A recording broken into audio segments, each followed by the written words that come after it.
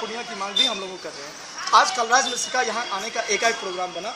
हम लोगों की टीम ये कहा कि भाई उनके पास जाके हम लोग एक ज्ञापन दें, क्योंकि हम लोग इससे पहले भी जंतर मंतर पे जाके उसके बाद हम लोग वेंकैया नायडू के पास अपनी ज्ञापन दिए थे, लेकिन हमारी मांगें अभी तक कोई नहीं मानी गई। उसके बावजूद हम लोग जब यहाँ केंद्रीय मंत्री आने के बाद हम लोगों ने सुना तो हम लोग वहाँ पे गए, जिसके बाद पुलिस प्रशासन आया और पुलिस प्रशासन हम लोगों के साथ पहले कह रहा था यहाँ से आप हट जाइए, कोई ये नहीं है। जबकि हम लोगों ने, आप देख सकते हैं, हम लोगों ने पहले कल प्रीवियस हमने इन्फॉर्मेशन उन्हें दे दिया था। क्या हमारी 5 मांगे दरभंगा, सहरसा और पूर्णिया को स्मार्ट सिटी में मांग करना, क्या ये अपराध है? मिथिला में एम्स जैसे संस्थानों की स्थापना करना, क्या ये अपराध है?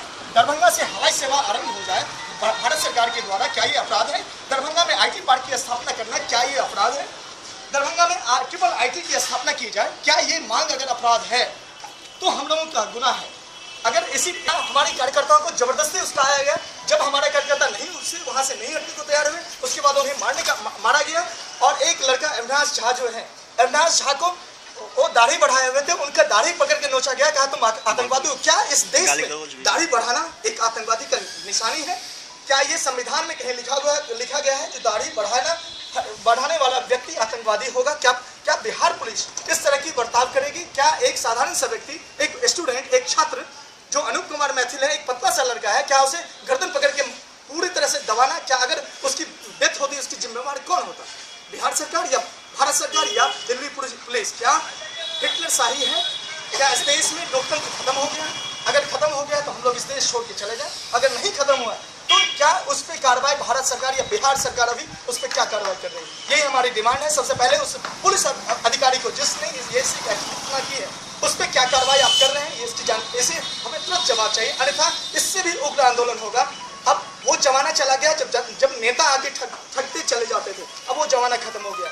हर एक नेता जाग चुका है, हर एक दरभंगा का हर एक व्यक्ति, चाहे पूर्णिया हो, सहरसा, हर एक व्यक्ति आज एक्टिव हो चुका है। एक स्मार्ट सिटी आने से यहाँ के लोगों की रोजगार बढ़ेगी। क्या ऐसी मांग करना गलत है? क्या हम मजदूर, हम हमेशा मजदूर ही रहे? क्या हम लोगों को जनसाधारण ही सब दिन मिले?